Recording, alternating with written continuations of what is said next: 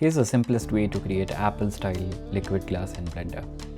Start by adding a cylinder, reduce the depth to something like this, add a bevel modifier, increase the number of segments and set it to shade smooth. Now head over to shading tab, add a custom image to your backdrop and align it using texture coordinate. Select the cylinder, add a new material, set the transmission to 1 and bring the roughness down to something like this. And just like that, you've got a clean, elegant glass material that looks almost like the Apple's famous liquid glass. But you already know about this. There's nothing new in it. What if I told you we could turn this simple glass into something like this, with all the dispersion and chromatic aberration affecting only the glass itself? Cool. Let's jump right in. So let's focus on this area for now. Duplicate the cylinder and hide the previous one. I'm going to rename this to cylinder 2.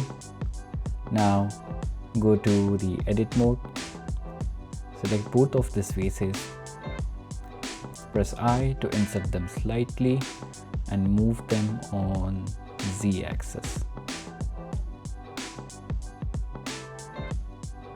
Now keeping the selection, add a bevel modifier and increase the number of segments to something like this. Yeah.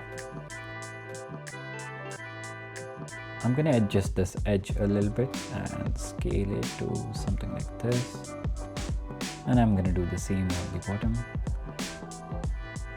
Maybe this can use one more segment, so let's add a edge loop and arrange them like this. Looks good. You can see the dispersion coming around the edge of the glass. Let's move to shading. Delete the principal BSDF and add a glass BSDF and a glossy BSDF. Increase the IOR on the glass shader to 1.75 and combine these two using mix shader node. Now I'm going to use Fresnel for the factor of the mix shader, but you can also try transmission depth or diffuse ray from the light path node. Try and see which works best for you. Okay, let's bring down the roughness of the glossy shader to maybe 0.2. Yeah. And let's add a accent light for the edge effect. Add a area light and make it wide and thin like this. Arrange the light away from the object and angle it such that it's creating this nice accent edge on the object. Something like this. Looks good. Now let's make sure this light is only interacting with our main object and not the backdrop or any other objects you have in the scene. So select the light and go to Object Properties, Shading and Light Linking. Add New and drag your object and done. Now it's only affecting the glass and nothing else. Cool. Let's render this out and see how it looks. Yeah. Looks good, but still needs some improvement. Let's go to Compositing. Select Use node and add a Viewer node and add a Lens Distortion node. Increase the dispersion and set this to Projector. Now you can see a nice dispersion all over the image, but it's affecting everything. We just want to target the dispersion on the glass, and we're going to do that using Cryptomattes. And to do that, select the object, go to Scene and enable Objects in Cryptomatte.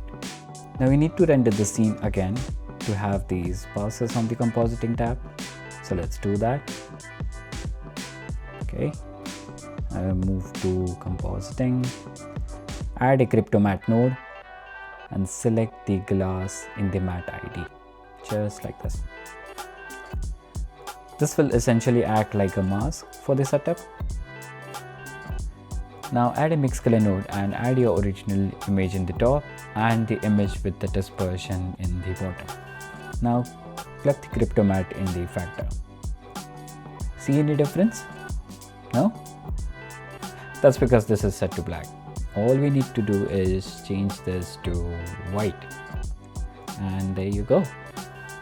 You can see the dispersion is only contained to the glass and nothing else.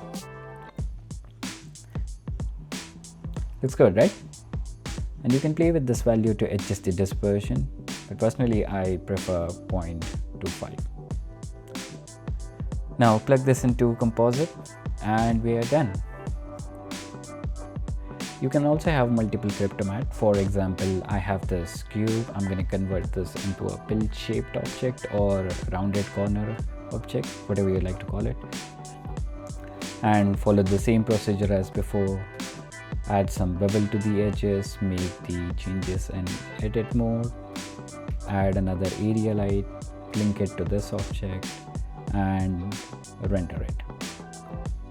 Now add this object to the Cryptomatte and done. As easy as that.